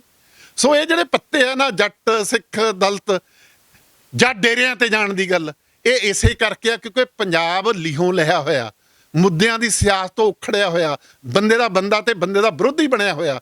ਜਦੋਂ ਪੰਜਾਬ ਦੇ ਲੋਕ ਮੁੱਦਿਆਂ ਦੀ ਸਿਆਸਤ ਤੇ ਆ ਗਏ, ਹੱਲ ਦੀ ਸਿਆਸਤ ਤੇ ਆ ਗਏ, ਜਵਾਬਦੇਹੀ ਤੇ ਆ ਗਏ, ਪਾਰਦਰਸ਼ਤਾ ਤੇ ਆ ਗਏ, ਤੁਹਾਨੂੰ ਡੇਰਿਆਂ ਮੰਦਰਾਂ 'ਚ ਜਾ ਕੇ ਨਿੱਜੀ ਤੌਰ ਤੇ ਜਾਓ, ਜੀ ਸਦਕੇ ਜਾਓ, ਵੋਟਾਂ ਖਾਤਰ ਟੱਲ ਖੜਕਾਉਣ ਦੀ ਲੋੜ ਨਹੀਂ ਪੈਣੀ। ਕਿਹੜਾ ਲੀਡਰ ਇਹੋ ਜਿਹਾ ਹੈਗਾ ਜੋ ਪੰਜਾਬ ਦੇ ਵਿੱਚ ਲੋਕਾਂ ਦੀ ਸਿਆਸਤ ਕਰਦਾ ਹੈ, ਜਾਂ ਲੋਕਾਂ ਦੀ ਗੱਲਾਂ ਕਰਦਾ ਹੈ, ਜਾਂ ਲੋਕਾਂ ਦੇ ਮੁੱਦੇ ਲੈ ਕੇ ਆਉਂਦਾ? ਤੁਹਾਨੂੰ ਲੱਗਦਾ ਕੋਈ ਪੰਜਾਬ 'ਚ ਸਿਆਸਤਦਾਨ ਹੈਗਾ? ਹਾਂ, ਮੈਂ ਕਹਿ ਸਕਦਾ, ਮੈਂ ਕਹਿੰਦਾ ਪ੍ਰਗਟ ਸਿੰਘ ਹੈਗਾ, ਨਵਜੋਤ ਸਿੰਘ ਸਿੱਧੂ ਹੈਗਾ, ਜਿਹੜੇ ਮੁੱਦਿਆਂ ਦੀ ਗੱਲ ਕਰਦੇ ਨੇ। ਇਹ ਵੱਖਰੀ ਗੱਲ ਉਹ ਕਾਂਗਰਸ ਪਾਰਟੀ ਜਿਹਨੇ ਤੁਹਾਡੇ ਉਹਦੇ ਨਾਲ ਸੌ ਰੌਲੇ ਨੇ। ਤੁਸੀਂ ਮੈਨੂੰ ਅੱਜ ਤੱਕ ਦੱਸੋ, ਨਵਜੋਤ ਸਿੰਘ ਸਿੱਧੂ ਨੇ ਜਿਹੜੇ ਮੁੱਦੇ ਉਠਾਏ ਨੇ, ਉਹਨਾਂ ਨੂੰ ਕਿਹਨੇ ਗਲਤ ਕਿਹਾ? ਕਿਸੇ ਇੱਕ ਨੇ, ਕਿਸੇ ਕਾਂਗਰਸੀ ਨੇ ਗਲਤ ਕਿਹਾ? ਇਹੀ ਟਰਾਂਸਪੋਰਟ ਮਾਫੀਆ ਨੀਤੀ ਤਾਂ ਨਹੀਂ ਬਦਲੀ? ਮਾਫੀਆ ਵਾਲੀ ਨੀਤੀ ਦੇ ਹੁੰਦੇ ਹੋਏ ਵੀ ਕਿੰਨੀ ਲੁੱਟ ਮੱਚੀ ਹੋਈ ਸੀ, ਜਿਹਦੇ ਵਿੱਚ ਮਨਪ੍ਰੀਤ ਬਾਦਲ ਦਾ ਟੈਕਸ ਚੋਰ ਆ ਉਹ ਵੀ ਸ਼ਾਮਲ ਹੋਏਗਾ ਬੱਸਾਂ ਦੇ ਵਿੱਚ। ਤੇ ਜਦੋਂ ਦੀਪ ਬੱਸਾਂ ਫੜੀਆਂ ਨੇ, ਉਹਦਾ ਮਾਲਕ ਕਹਿੰਦਾ ਸੀ ਅਸੀਂ ਮਨਪ੍ਰੀਤ ਨੂੰ ਮਿਲੇ ਸੀ, ਉਹ ਕਹਿੰਦਾ ਤੁਹਾਡਾ 22 ਤੱਕ ਟੈਕਸ ਮਾਫ ਕਰਾ ਦੂੰ, ਭਰੋ ਨਾ। ਤੇ ਉਹੀ ਰਾਜਾ ਵੜਿੰਗ ਉਹਨਾਂ ਨੀਤੀਆਂ 'ਚ ਰਹਿੰਦੇ ਹੋਏ ਜਿਹਨੇ ਮਾਫੀਆ ਪੈਦਾ ਕੀਤਾ, ਉਹਦੇ ਵਿੱਚ ਕੀ ਕੁਛ ਕਰ ਰਿਹਾ ਜੀ? ਇਹ ਪਹਿਲਾਂ ਕਿਉਂ ਨਹੀਂ ਹੋ ਸਕਦਾ ਸੀ? ਜੇ ਪਹਿਲਾਂ ਨਹੀਂ ਹੋਇਆ, ਇਹਦੇ ਖਾਤਰ ਪਹਿਲੀ ਟਰਾਂਸਪੋਰਟ ਮੰਤਰੀ ਜ਼ਿੰਮੇਵਾਰ ਨਹੀਂ, ਪਹਿਲਾ ਮੁੱਖ ਮੰਤਰੀ ਜ਼ਿੰਮੇਵਾਰ ਨਹੀਂ, ਪਹਿਲਾ ਵਿੱਤ ਮੰਤਰੀ ਜ਼ਿੰਮੇਵਾਰ ਨਹੀਂ। ਜਿਹੜਾ ਕਹਿੰਦਾ ਅੱਜ 60,000 ਕਰੋੜ ਦਾ ਘਾਟਾ ਪੈ ਗਿਆ, 6,000 ਕਰੋੜ ਦਾ ਇੱਥੋਂ ਲੁੱਟ ਲਗੇ, ਤੇ ਖਜ਼ਾਨਾ ਮੰਤਰੀ ਕੀ ਕਰਦਾ ਜੀ? ਇਹ ਦੁੱਧ ਦੀ ਰਾਖੀ ਬਿੱਲਾ ਬਿਠਾਇਆ ਹੋਇਆ ਪੰਜਾਬ ਨੇ, ਜਿਹੜਾ ਆਪ ਵੀ ਛਕੀ ਜਾਂਦਾ ਤੇ ਦੂਜਿਆਂ ਨੂੰ ਵੀ ਛਕਾਈ ਜਾਂਦਾ, ਖੁੱਲੀਆਂ ਛੁੱਟੀਆਂ ਦੇ ਰੱਖੀਆਂ ਨੇ। ਸੋ ਇਸ ਕਰਕੇ ਮੁੱਦੇ ਉਠਾਉਣੇ ਜ਼ਰੂਰੀ ਨੇ। ਮੈਂ ਕਹਿੰਦਾ ਜਿਹੜਾ ਵੀ ਕੋਈ ਮੁੱਦਾ ਉਠਾਉਂਦਾ, ਨਵਜੋਤ ਸਿੰਘ ਸਿੱਧੂ ਨਾਲ ਤੁਹਾਡੇ ਲੱਖ ਮਤਭੇਦ ਹੋਣ, ਪਰ ਤੁਸੀਂ ਮੁੱਦਿਆਂ ਬਾਰੇ ਤਾਂ ਬੋਲੋ ਨਾ। ਤੁਸੀਂ ਕਹੋ ਜਿਹੜਾ ਉਹ ਕਹਿੰਦਾ ਵਪਾਰ ਖੁੱਲ੍ਹਣਾ ਚਾਹੀਦਾ ਪਾਕਿਸਤਾਨ ਵਾਲੇ, ਗਲਤ। ਤੁਸੀਂ ਕਹੋ ਉਹ ਜਿਹੜਾ ਕਹਿੰਦਾ ਝੋਨਾ ਬੰਦ ਕਰਕੇ ਇਹਦੀ ਥਾਂ ਤੇ ਆਹ ਫਸਲਾਂ ਬੀਜਣੀਆਂ ਚਾਹੀਦੀਆਂ, ਇਹਨਾਂ ਦੀ ਖਰੀਦ ਦੀ ਗਰੰਟੀ ਚਾਹੀਦੀ ਆ, ਭੰਡਾਰਨ ਦੀ ਗਰੰਟੀ ਚਾਹੀਦੀ ਆ, ਇਹ ਗੱਲ ਤਾਂ ਹੋਣੀ ਨਹੀਂ। ਜੋ ਮੁੱਦਾ ਉਠਾਉਂਦਾ ਵੀ ਸਰਕਾਰੀ ਆਹ ਕਾਰਪੋਰੇਸ਼ਨਾਂ ਬਣਨੀਆਂ ਚਾਹੀਦੀਆਂ ਨੇ, ਇਹ ਨਿੱਜੀ ਹੱਥਾਂ 'ਚ ਕਿਉਂ ਜਾਵੇ? ਸਾਰੀ ਆਮਦਨ ਜੀ ਇਹ ਸਰਕਾਰੀ ਖਜ਼ਾਨੇ 'ਚ ਜਾਵੇ, ਲੋਕਾਂ ਦੀ ਭਲਾਈ ਲਈ ਵਰਤੀ ਜਾਵੇ। ਤੁਸੀਂ ਕਹੋ ਇਹ ਗਲਤ ਹੋ ਨਹੀਂ ਸਕਦੀ, ਇੱਕ ਵੀ ਬੋਲਦਾ ਕਿ ਉਹਦੇ ਖਿਲਾਫ? ਨਵਜੋਤ ਸਿੱਧੂ ਇੰਨਾ ਸਮਾਂ ਰਹੇ ਨੇ ਉਹਦੇ ਵਿੱਚ ਕਾਂਗਰਸ ਪਾਰਟੀ ਵਿੱਚ, ਜਦੋਂ ਬੋਲਦੇ ਸੀ ਫਿਰ ਉਸ ਸਮੇਂ ਜਾ ਕੇ ਚਰਚਾ ਹੁੰਦੀ ਸੀ ਚੀਜ਼ਾਂ ਦੇ ਉੱਤੇ, ਜਾਂ ਕੈਪਟਨ ਸਾਹਿਬ ਦੇ ਨਾਲ। ਠੀਕ ਹੈ, ਮੀਡੀਆ ਸੁਰੱਖਿਆ ਬਣੀਆਂ ਰਹੀਆਂ, ਕੈਪਟਨ ਨਾਲ ਬਣਦੀ ਨਹੀਂ, ਕੈਪਟਨ ਨਾਲ ਗੱਲਬਾਤ ਨਹੀਂ ਹੁੰਦੀ, ਕੈਪਟਨ ਕੋਲ ਜਾਂਦੇ ਨਹੀਂ। ਫਿਰ ਨਵਜੋਤ ਸਿੱਧੂ 4.5 ਸਾਲ ਤੋਂ ਕੀ ਕਰਦੇ ਸੀ? ਹੁਣ ਤਾਂ ਚੀਜ਼ ਹੁਣ ਤਾਂ ਬੋਲਦੇ ਨਾ। 4.5 ਸਾਲ ਬੋਲਦਾ ਰਿਹਾ। ਤੁਸੀਂ ਮੈਨੂੰ ਇਹ ਦੱਸੋ, ਉਹਨੇ ਮੰਤਰੀ ਮੰਡਲ ਦੇ ਵਿੱਚ ਕਿਹੜਾ ਮੁੱਦਾ ਨਹੀਂ ਉਠਾਇਆ? ਜਦੋਂ ਮੰਤਰੀ ਹੁੰਦਾ ਸੀ, ਰੇਤ ਦੀ ਕਾਰਪੋਰੇਸ਼ਨ ਲਈ ਮੁੱਦਾ ਲੈ ਕੇ ਗਿਆ, ਸ਼ਰਾਬ ਦੀ ਕਾਰਪੋਰੇਸ਼ਨ ਲਈ ਮੁੱਦਾ ਲੈ ਕੇ ਗਿਆ, ਜਿਹੜੀ ਆਹ ਕੇਬਲ ਮਾਫੀ ਦੇ ਲਈ ਮੁੱਦਾ ਲੈ ਕੇ ਗਿਆ, ਪ੍ਰਾਈਵੇਟ ਨਿੱਜੀ ਕਲੋਨੀਆਂ ਗੈਰ ਕਾਨੂੰਨੀ ਬਣਾਈ ਜਾਓ, ਪੈਸੇ ਲੈ ਕੇ ਕਰ ਦੋ, ਮੁੱਦਾ ਲੈ ਕੇ ਗਿਆ। ਸਾਰੇ ਮੰਤਰੀ ਮੰਡਲ ਨੇ ਰਿਜੈਕਟ ਕੀਤੀਆਂ ਉਹਦੀਆਂ ਗੱਲਾਂ। ਉਦੋਂ ਬਾਅਦ ਉਹਨੇ ਅਸਤੀਫਾ ਦਿੱਤਾ। ਅਸਤੀਫਾ ਦੇ ਕੇ ਉਹ ਲਗਾਤਾਰ ਬੋਲਦਾ ਰਿਹਾ। ਜਿਹੜਾ ਕਹਿੰਦਾ ਘਰੇ ਬੈਠਾ ਚੁੱਪ ਰਿਹਾ। ਹੁਣ ਐਵੇਂ ਕਈ ਵੱਡੇ ਵਿਦਵਾਨ ਨੇ ਆਲੋਚਨਾ ਕਰਨ ਖਾਤਰ ਕਰੀ ਜਾਂਦੇ ਨੇ ਵੀ ਨਵਜੋਤ ਸਿੰਘ ਸਿੱਧੂ ਨੂੰ ਪੰਜਾਬ 'ਚ ਤੁਰ ਪੈਣਾ ਚਾਹੀਦਾ ਸੀ ਲਾਮਬੰਦੀ ਕਰਨ ਖਾਤਰ। ਐਂ ਕਿਵੇਂ ਤੁਰ ਪੈਂਦਾ? ਪਾਰਟੀ ਦਾ ਕੁੰਡਾ ਵੀ ਸੀ ਨਾ ਉੱਤੇ। ਫਿਰ ਤੁਸੀਂ ਕਹਿੰਦੇ ਪਾਰਟੀ ਵਿਰੋਧੀ ਗੱਲ ਕਰਦਾ। ਉਹ ਭੁੱਲਿਆ ਇੰਡੀਅਨ ਓਵਰਸੀਜ਼ ਕਾਨਫਰੰਸ ਦੇ ਵਿੱਚ ਉਹਨੇ ਡਿਟੇਲ ਦੱਸੀ ਆ, ਚੱਕੋ ਨਾ ਉਹਦੀ ਵੀਡੀਓ, ਵੀ ਪੰਜਾਬ ਕਿਵੇਂ ਲੁੱਟਿਆ ਜਾ ਰਿਹਾ। ਪੰਜਾਬ ਦੇ ਸਿਆਸਤਦਾਨ ਦਿੱਲੀ ਨਾਲ ਇਸ ਲੁੱਟ 'ਚ ਪੰਜਾਬ ਨੂੰ ਤਬਾਹ ਕਰਨ 'ਚ ਕਿਵੇਂ ਭਾਈਵਾਲ ਨੇ, ਹਮੇਸ਼ਾ ਬੋਲਦਾ ਰਿਹਾ। ਤੁਹਾਡੇ ਇੱਕ ਹੋਰ ਸਵਾਲ ਹੈ, ਤੁਸੀਂ ਕਹਿੰਦੇ ਵੀ ਮੰਤਰੀ ਮੰਡਲ ਉਸ ਚੀਜ਼ ਦਾ ਰਿਜੈਕਟ ਕਰਦੇ ਤੇ, ਅੱਜ ਵੀ ਤਾਂ ਮੰਤਰੀ ਮੰਡਲ ਠੀਕ ਹੈ ਬਦਲੇ ਗਏ ਨੇ, ਪਰ ਬਾਕੀ ਹੈਗੇ ਤਾਂ ਬੰਦੇ ਉਹੀ ਨੇ ਸਾਰੇ, ਠੀਕ, ਕੈਪਟਨ ਸਾਹਿਬ ਬਾਹਰ ਚਲੇ ਗਏ ਨੇ, ਬਾਕੀ ਬੰਦੇ ਉਹੀ ਨੇ। ਅੱਜ ਫਿਰ ਕਿਵੇਂ ਚੀਜ਼ ਐਕਸੈਪਟ ਹੋ ਰਹੀਆਂ ਨੇ? ਅੱਜ ਸਿੱਧੂ ਸਾਹਿਬ ਬੋਲਦੇ ਨੇ ਚੀਜ਼ ਐਕਸੈਪਟ ਹੋ ਜਾਂਦੀ ਹੈ? ਨਹੀਂ, ਉਹ ਨਹੀਂ ਹੋ ਰਹੀ ਐਕਸੈਪਟ। ਤੁਸੀਂ ਗੱਲ ਸੁਣੋ ਕੀ ਹੋ ਰਿਹਾ। 4 ਦਿਨਾਂ ਦੀ ਚਾਨਣੀ, ਲੋਕਾਂ ਨੂੰ ਚਾਨਣੀ 4 ਦਿਨਾਂ ਦੀ ਵੀ ਲੋੜ ਆ, ਲੋਕਾਂ ਨੂੰ ਰੇਤਾਂ ਦੀ ਵੀ ਲੋੜ ਆ, ਪਰ ਜਿਹੜੀ ਹਨੇਰੀ ਸੁਰੰਗ 'ਚ ਫਸਿਆ ਹੋਇਆ, ਉਹ ਹਨੇਰੀ ਸੁਰੰਗ ਨੂੰ ਰੁਸ਼ਨਾਉਣ ਲਈ ਵੱਡੇ ਦੀਵੇ ਬਾਲਣ ਦੀ ਲੋੜ ਆ। ਜਿਹੜੀਆਂ ਗੱਲਾਂ ਨਵਜੋਤ ਸਿੰਘ ਸਿੱਧੂ ਕਹਿ ਰਿਹਾ, ਸਰਕਾਰ ਤੇ ਦਬਾਅ ਪਾ ਰਿਹਾ, ਤੁਸੀਂ ਹੈਰਾਨ ਹੋਵੋਗੇ ਵੀ ਲੋਕਾਂ ਨਾਲ ਧੋਖੇ ਕਿੱਡੇ ਹੋ ਰਿਹਾ। 2008 ਦੇ ਵਿੱਚ ਇੱਕ ਪੰਜਾਬੀ ਭਾਸ਼ਾ ਐਕਟ ਦੇ ਵਿੱਚ ਸੋਧ ਕੀਤੀ ਗਈ, ਬੜਾ ਮੈਡਮ ਭੁਪਿੰਦਰਜੀਤ ਕੌਰ ਸੀ, ਅਸੈਂਬਲੀ 'ਚ ਪਾਸ ਕਰਤਾ। ਹਮੀਰ ਸਿੰਘ ਨੇ ਖੁਲਾਸਾ ਕੀਤਾ, ਉਹ ਨੋਟੀਫਾਈ ਕੀਤਾ ਨਹੀਂ। ਅਸਰ ਉਹਦਾ ਕੀ ਹੋਇਆ ਜੀ, ਮੈਨੂੰ ਇਹ ਦੱਸੋ। ਫਿਰ ਤ੍ਰਿਪਤ ਰਜਿੰਦਰ ਸਿੰਘ ਬਾਜਵਾ ਨੇ ਇੱਕ ਫੈਸਲਾ ਕੀਤਾ ਕਿ ਜਿੰਨੇ ਬੋਰਡ ਨੇ ਉਹਨਾਂ ਦੇ ਉੱਤੇ ਪਹਿਲੇ ਨੰਬਰ ਤੇ ਪੰਜਾਬੀ ਲਿਖੀ ਜਾਊ, ਹੇਠਾਂ ਚਲੋ ਦੂਜੀ ਭਾਸ਼ਾ ਜਿਹੜੀ 2-3 ਲਿਖੀ ਜਾਊ। ਲੇਬਰ ਡਿਪਾਰਟਮੈਂਟ ਨੇ ਉਹਨੂੰ ਨੋਟੀਫਾਈ ਨਹੀਂ ਕੀਤਾ, ਰੌਲਾ ਪੈ ਗਿਆ, ਬੱਲੇ ਬੱਲੇ ਜੀ। ਹੁਣ ਪ੍ਰਗਟ ਸਿੰਘ ਨੇ ਕਰਤਾ। ਹੁਣ ਪ੍ਰਗਟ ਸਿੰਘ ਹੁੰਦੇ ਜਿਹੜਾ ਆਇਆ, ਇਹਦਾ ਹਸ਼ਰ ਗਾਹਾਂ ਕੀ ਹੋਊ? ਚੰਗਾ ਤਾਂ ਹੋਇਆ ਨਾ, ਆਪਾਂ ਚੰਗਾ ਵੀ ਕਹਿੰਦੇ ਆ। ਜਦੋਂ ਨੋਟੀਫਿਕੇਸ਼ਨ ਆਊ ਦੇਖਾਂਗੇ ਪ੍ਰੈਕਟੀਕਲੀ ਕੀ ਫਰਕ ਕਰਦਾ। ਜੇ 2008 ਵਾਲਾ ਨੋਟੀਫਾਈ ਹੋ ਜਾਂਦਾ, ਹੁਣ ਬਣ ਜਾਂਦਾ, ਫਿਰ ਉਹਦਾ ਅਸਰ ਹੋਣਾ ਸੀ। ਸੋ ਇਹ ਜਿਹੜੇ ਹੁਣ ਕਹਿਤਾ ਜੀ 36,000 ਪੱਕੇ ਕਰਾਂਗੇ।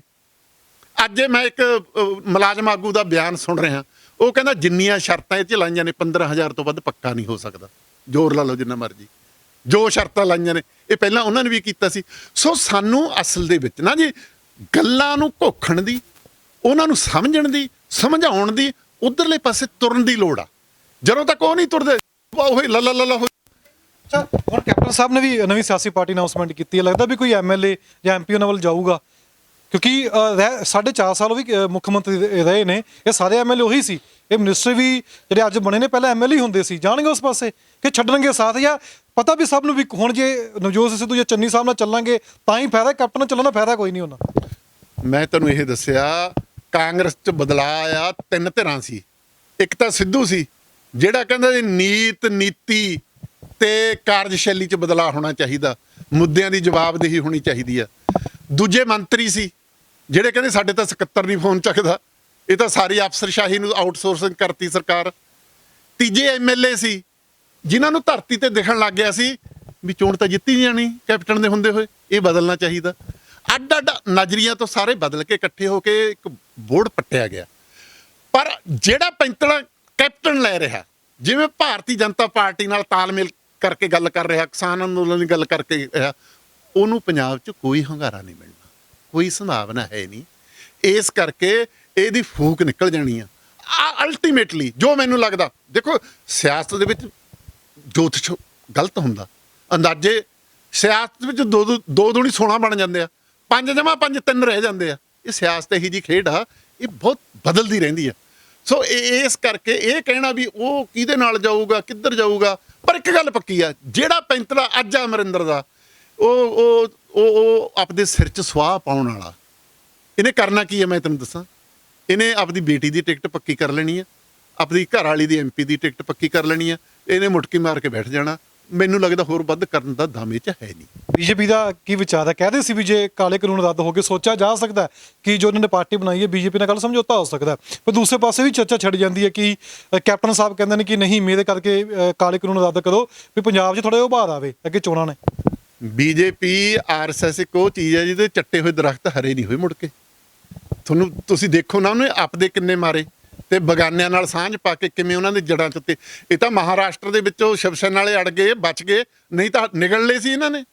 ਸੋ ਇਸ ਕਰਕੇ ਕੈਪਟਨ ਨੂੰ ਅੱਡ ਕਰਨਾ ਸੀ, ਉਹਨਾਂ ਨੇ ਕਰ ਲਿਆ ਤੇ ਮੁੜ ਕੇ ਹੁਣ ਡੰਡੇ ਵਜਾਉਂਦਾ ਫਿਰਦਾ, ਮੁਲਾਕਾਤ ਨਹੀਂ ਹੁੰਦੀ। ਦਿੱਲੀ ਗਿਆ, ਮੈਂ ਐਕਸਪਰਟ ਲੈ ਕੇ ਜਾਊਂ ਜੀ, ਐਂ ਕਰੂ ਜੀ, ਐਂ ਕਰੂ। ਉਹ ਚੋਣ ਪ੍ਰਚਾਰਨ ਚੜ੍ਹ ਗਿਆ ਅਮਿਤ ਸ਼ਾਹ, ਕਿੱਥੇ ਆ ਜੀ ਮੁਲਾਕਾਤਾਂ? ਇਹ ਠੀਕ ਆ, ਕੇਂਦਰ ਸਰਕਾਰ ਤੇ ਦਬਾਅ ਬਹੁਤ ਵੱਡਾ, ਨੈਤਿਕ ਤੌਰ ਤੇ ਕਿਸਾਨ ਅੰਦੋਲਨ ਸਾਹਮਣੇ ਹਾਰੀ ਹੋਈ ਆ। ਕਿਸਾਨ ਅੰਦੋਲਨ ਨੇ ਇੱਕ ਇਹੋ ਜਿਹੇ ਉਹ ਦੇਸਾਂ ਦੇ ਸਿਰ 'ਤੇ ਸੁਨਹਿਰੀ ਵਰਕੇ ਲਿਖਤੇ ਜਿਹੜੇ ਸਾਰੇ ਕਾਸੇ ਤੇ ਅਸਰ ਪਾਉਣਗੇ। ਇਸ ਕਰਕੇ ਕੋਈ ਨਾ ਕੋਈ ਰਾਹ ਉਹ ਕੱਢਣਾ ਚਾਹੁੰਦੀ ਆ। ਕਾਨੂੰਨ ਤਾਂ ਬੈਨ ਲੱਗਿਆ ਹੋਇਆ, ਮਤਲਬ ਰੋਕ ਲੱਗੀ ਹੋਈ ਆ। ਨਾ ਸਰਕਾਰ ਉਹਨਾਂ ਤੋਂ ਰੋਕ ਹਟਾਉਣ ਲਈ ਜਾਂਦੀ ਆ, ਨਾ ਸੁਪਰੀਮ ਕੋਰਟ ਹਟਾਉਂਦੀ ਆ। ਸੁਪਰੀਮ ਕੋਰਟ ਨੇ ਕਮੇਟੀ ਬਣਾਈ ਸੀ, ਉਹਦਾ ਮੂੰਹ ਮੱਥਾ ਨਹੀਂ ਪਿਆ। ਇਸ ਕਰਕੇ ਕਿਸਾਨ ਅੰਦੋਲਨ ਨੂੰ ਉਖੇੜਨ ਖਾਤਰ ਜ਼ਰੂਰਤ ਨਹੀਂ ਹੈ ਕਿਸੇ ਦੀ। ਅੱਜ ਜੇ ਉੱਥੇ ਨਾ 500 ਬੰਦਾ ਰਹਿ ਜਾ ਮੋਰਚੇ ਤੇ, 500 ਬੰਦੇ ਨੂੰ ਨਹੀਂ ਖੇੜ ਸਕਦੇ। ਇੱਕ ਬੰਦੇ ਤੇ ਡਾਂਗ ਪਊ ਜਿਹੜੀ ਉਹ ਨਾ 5 ਕਰੋੜ ਦੇ ਡਾਂਗ ਲੱਗੂ। ਕਿਸਾਨ ਅੰਦੋਲਨ ਲੋਕਾਂ ਦੇ ਮਨਾਂ ਤੇ ਇੰਨਾ ਬੈਠ ਗਿਆ। ਇਸ ਕਰਕੇ ਇਹ ਗੁੱਸਾ ਠੰਡਾ ਕਰਨ ਲਈ ਹੁਣ ਕਰਤਾਰਪੁਰ ਲਾਂਘਾ ਜੀ, ਭਾਜਪਾ ਵਾਲੇ ਹੁਣ ਗਏ ਨੇ ਜੀ ਆਪਣਾ ਵੀ ਹਾਂ ਜੀ ਖੋਲੋ ਜੀ ਤੁਸੀਂ ਕਰੋ, ਕਿਉਂਕਿ ਸਾਰੀ ਗੁੱਸਾ ਜਮਾ ਹੋਈ ਜਾਂਦਾ ਵੀ ਤੁਸੀਂ ਧੋਖਾ ਫਰਾਡ ਕੀ ਕਰ ਰਹੇ ਹੋ। ਦੂਜਾ ਇਹ ਕਹਿਣਾ ਚਾਹੁੰਦੀ ਆ ਵੀ ਅਸਲ ਜੇ ਸਿੱਖ ਇਹ ਅੰਦੋਲਨ ਨੂੰ ਨਾ ਲੜਦੇ ਤਾਂ ਇਹ ਅੰਦੋਲਨ ਇੱਥੇ ਨਹੀਂ ਜਾਣਾ ਸੀ। ਪੰਜਾਬ ਦੇ ਸਿਰ ਸਿਰਾ ਇਹ ਤਾਂ ਕਹੀ ਜਾਂਦੇ ਨੇ ਨਾ ਖਾਲਿਸਤਾਨੀ ਕਾਮਰੇਡਾਂ ਦਾ ਅੰਦੋਲਨ ਆ, ਕਾਮਰੇਡਾਂ ਦਾ ਅੰਦੋਲਨ ਆ। ਕਾਮਰੇਡ ਤਾਂ ਵਿਚਾਰੇ ਫਸੇ ਹੋਏ ਨੇ, ਉਹਨਾਂ ਦਾ ਸਾਰਾ ਪ੍ਰਵਚਨ ਹੀ ਫੇਲ ਕਰਤਾ ਅੰਦੋਲਨ ਨੇ, ਲੜਾਈ ਦੇ ਤਰੀਕੇ ਫੇਲ ਕਰਤੇ ਸਾਰੇ ਕਿਸੇ ਦੇ। ਮਤਲਬ ਇਹਨੂੰ ਕਾਮਰੇਡਾਂ ਦਾ ਬਣਾਈ ਜਾਂਦੇ ਨੇ। ਅੱਛਾ, ਸਾਰੀ ਦੁਨੀਆ ਇਹ ਕਹਿ ਰਹੀ ਆ ਯਾਰ ਸਿੱਖਾਂ ਨੇ ਇਤਿਹਾਸ ਸਿਰ ਦਿੱਤਾ। ਭਾਰਤ 'ਚ ਜਿਹੜੇ ਦੂਜੇ ਸੂਬਿਆਂ ਵਾਲੇ ਆਉਂਦੇ ਨੇ ਉਹ ਕਦੇ ਕਹਿੰਦੇ ਨੇ ਵੀ ਪੰਜਾਬ ਨੇ ਇਹ ਕਰਤਾ, ਸਿੱਖ ਬਾਈਆਂ ਨੂੰ ਇਹ ਕਰਤਾ, ਸਿੱਖ ਬਾਈਆਂ ਨੂੰ ਇਹ ਕਰਤਾ। ਕਿਉਂਕਿ ਸਿੱਖ ਤੇ ਪੰਜਾਬ ਹੈ ਇੱਕੋ ਚੀਜ਼ ਨੇ। ਤੇ ਹਰਿਆਣੇ ਨਾਲ ਏਕਤਾ ਹੋ ਗਈ, ਦੁਸ਼ਮਣੀਆਂ ਘਟ ਗਈਆਂ। ਉਹ ਕਹਿਣ ਲੱਗੇ ਅਸੀਂ ਤਾਂ ਹੋਏ ਨਹੀਂ ਸੀ, ਸਾਨੂੰ ਤਾਂ ਪਾੜਿਆ ਸੀ, ਹੁਣ ਪਾੜ ਪੈਣ ਨਹੀਂ ਦੇਣਾ ਸੀ। ਸੋ ਕਿਸਾਨ ਅੰਦੋਲਨ ਨੇ ਇਤਿਹਾਸ ਸਿਰਜਤਾ, ਬਦਲਾਅ ਦੀਆਂ ਨੀਹਾਂ ਰੱਖਤੀਆਂ, ਉਹਦੇ ਖਾਤਰ ਮਾਹੌਲ ਸਿਰਜਤਾ। ਹੁਣ ਇਹ ਸਿਆਸਤਦਾਨਾਂ, ਬੁੱਧੀਜੀਵੀਆਂ, ਲੇਖਕਾਂ ਦੀ ਜ਼ਿੰਮੇਵਾਰੀ ਆ ਕਿ ਕਿਸਾਨ ਅੰਦੋਲਨ ਦੇ ਪ੍ਰਵਚਨ ਨੂੰ ਜ਼ਿੰਦਗੀ ਦੇ ਬਾਕੀ ਖੇਤਰਾਂ 'ਚ ਅਨੁਵਾਦ ਕਰਕੇ ਸਾਹਮਣੇ ਲਿਆਉਣ। ਸਿਆਸਤ ਖਾਸ ਕਰਕੇ ਪੰਜਾਬ, ਮੇਰੇ ਮਨ 'ਚ ਇੱਕ ਖਦਸ਼ਾ, ਪੰਜਾਬ ਹਮੇਸ਼ਾ ਲੜਿਆ। 1849 'ਚ ਗੁਲਾਮ ਹੋਇਆ ਨਾ, ਲਹੂ ਦੇ ਦਰਿਆ ਬਾਗੇ। ਸ਼ਾਹ ਮੁਹੰਮਦਾ ਸਿੰਘਾਂ ਨੇ ਗੋਰਿਆਂ ਦੇ ਵਾਂਗ ਨਿੰਬੂਆਂ ਲਹੂ ਨੂੰ ਚੋਣ ਸਿੱਟੇ। ਨਤੀਜਾ ਕੀ ਨਿਕਲਿਆ? ਪੰਜਾਬ ਵੱਢਿਆ ਗਿਆ, ਵੰਡਿਆ ਗਿਆ, ਟੁੱਕਿਆ ਗਿਆ, ਉੱਜੜ ਗਿਆ। ਦੇਸ਼ ਖਾਤਰ ਲੜੇ, ਪੰਜਾਬੀ ਸੂਬਾ ਬਣਿਆ, ਫੇਰ ਵੱਢਿਆ ਗਿਆ। ਪੰਜਾਬੀ ਸੂਬਾ ਤਾਂ ਬਣਾਇਆ ਨਹੀਂ, ਪੰਜਾਬ ਫੇਰ ਵੰਡਤਾ। ਮੁਲਕ ਭੁੱਖਾ ਸੀ, ਢਿੱਡ ਭਰਤਾ ਅਨਾਜ ਪੈਦਾ ਕਰਕੇ। ਹਰਾ ਇਨਕਲਾਬ ਆਪਦਾ ਆਪ ਤਬਾਹ ਕਰ ਲਿਆ। ਖੁਦਕਸ਼ੀਆਂ ਆ ਗਈਆਂ, ਦਿਵਾਲੀਆਪਣ ਆ ਗਿਆ। ਅੰਦੋਲਨ ਆ ਮੁਲਕ ਨੂੰ ਰਾਹ ਦਿਖਾਤਾ ਵੀ ਇਹ ਸਿਆਸਤ ਨਹੀਂ ਚੱਲਣੀ, ਰੋਕਣੀ ਆ। ਪਰ ਪੰਜਾਬ 'ਚ ਸਿਆਸਤ ਬਦਲਾ ਕਿਵੇਂ ਆਊ? ਇੱਥੇ ਆ ਕੇ ਫੇਰ ਘੁੰਡੀ ਜਿਹੜੀ ਖੜੀ ਆ। ਜੇ ਇਹ ਕਿਸਾਨ ਅੰਦੋਲਨ ਨੇ ਇਹਨੂੰ ਹੱਲ ਕਰਨ ਵੱਲ ਧਿਆਨ ਨਾ ਦਿੱਤਾ, ਸਿਆਸੀ ਪਾਰਟੀਆਂ ਤਾਂ ਚਾਹੁੰਦੀਆਂ ਨਹੀਂ ਵੀ ਇਹ ਹੱਲ ਹੋਵੇ। ਮੈਨੂੰ ਇਹ ਲੱਗਦਾ ਵੀ ਕਿਤੇ ਫੇਰ ਪੰਜਾਬ ਉਹੀ ਘਾਟਾ ਨਾ ਖਾ ਬੈਠੇ ਜਿਵੇਂ ਪਹਿਲਾਂ ਹਰ ਲੜਾਈ ਦੇ ਵਿੱਚੋਂ, ਜਿਹੜਾ ਮਤਲਬ ਜਿਵੇਂ ਕਹਿੰਦਾ ਫੌਜਾਂ ਜਿੱਤ ਕੇ ਅੰਤ ਨੂੰ ਹਾਰੀਆਂ ਨੇ। ਮੁਲਕ ਨੂੰ ਫਾਇਦਾ ਹੋ ਜੂ, ਪੰਜਾਬ ਨੂੰ ਫਾਇਦਾ ਤਾਂ ਹੋਊ ਜੇ ਪੰਜਾਬ 'ਚ ਬਦਲਾਅ ਦੀ ਸਿਆਸਤ ਲਈ ਕਿਸਾਨ ਆਗੂ ਸਮੂਹਕ ਤੌਰ ਤੇ, ਵਿਅਕਤੀਗਤ ਤੌਰ ਤੇ ਕੋਈ ਯੋਗਦਾਨ ਪਾਉਣਗੇ। ਕਿਉਂਕਿ ਸਿਆਸੀ ਪਾਰਟੀਆਂ ਤਾਂ ਖੜ ਗਈਆਂ, ਹਮ ਨਹੀਂ ਸੁਧਰੇਂਗੇ, ਹਮ ਨਹੀਂ ਬਦਲेंगे। ਤੇ ਕੁਝ ਲੋਕ ਨੇ ਜਿਹੜੇ ਰੌਲਾ ਪਾ ਰਹੇ ਨੇ। ਤੇ ਕਿਸਾਨ ਅੰਦੋਲਨ ਨੂੰ ਪੰਜਾਬ ਨੂੰ ਬਚਾਉਣ ਖਾਤਰ, ਬਦਲਾਅ ਦੀ ਸਿਆਸਤ ਲਿਆਉਣ ਖਾਤਰ ਗੰਭੀਰਤਾ ਨਾਲ ਵਿਚਾਰ ਕਰਨਾ ਚਾਹੀਦਾ। ਮੇਰਾ ਇੱਕ ਆਖਰੀ ਸਵਾਲ ਹੈ ਕਿ ਤੁਸੀਂ ਕਿਸਾਨੀ ਅੰਦੋਲਨ ਦੀ ਗੱਲ ਕੀਤੀ ਹੈ, ਸਿਆਸਤ ਤੇ ਗੱਲ ਕੀਤੀ, ਹਰ ਚੀਜ਼ ਤੇ ਗੱਲਬਾਤ ਕੀਤੀ ਹੈ ਕਿ ਕਿਸਾਨੀ ਅੰਦੋਲਨ ਦਾ ਜਦੋਂ ਇਤਿਹਾਸ ਲਿਖਿਆ ਜਾਊਗਾ ਕਿ ਉਹ ਇਤਿਹਾਸਕਾਰ ਬੰਦੇ ਨੂੰ ਬੇਨਕਾਬ ਕਰਨਗੇ ਜਿਨ੍ਹਾਂ ਨੇ ਇਸ ਚੀਜ਼ ਨਾਲ ਟੱਕਰ ਲਈ, ਕਿਸਾਨੀ ਅੰਦੋਲਨ ਦੇ ਖਿਲਾਫ ਗਏ। ਕਿਸਾਨੀ ਅੰਦੋਲਨ ਨੂੰ ਲੈ ਕੇ ਤਰ੍ਹਾਂ ਦੀ ਗੱਲਾਂ ਵੀ ਚੱਲੀਆਂ ਵੀ 32 ਜਥੇਬੰਦੀਆਂ ਦੇ ਉੱਤੇ ਪ੍ਰੈਸ਼ਰ ਵੀ ਬਣਾ ਕੇ ਰੱਖਿਆ ਵੀ ਅੱਗੇ ਕਿਉਂ ਨਹੀਂ ਜਾਂਦੇ, ਉੱਥੇ ਕਿਉਂ ਬੈਠੇ ਹੋ। ਇਤਿਹਾਸ ਕਿੱਦਾਂ ਲਿਖਿਆ ਜਾਊਗਾ? ਕਿੰਨੇ ਸਾਲਾਂ ਤੱਕ ਇਤਿਹਾਸ ਨੂੰ ਇਹ ਲੋਕ ਕਿਤਾਬ 'ਚ ਪੜ੍ਹਾਉਣਗੇ ਜਾਂ ਬੱਚੇ ਜਿਹੜੇ ਕਿਤਾਬ 'ਚ ਦੇਖਣਗੇ? ਇਤਿਹਾਸ ਲਿਖਦਾ ਕੌਣ? ਉਹ ਨਜ਼ਰੀਏ ਕਿਹੜੇ ਤੋਂ ਲਿਖਦਾ? ਇਹ ਗੱਲ ਡਿਸਾਈਡ ਹੁੰਦੀ ਆ, ਇਹ ਤੈਅ ਹੁੰਦੀ ਆ।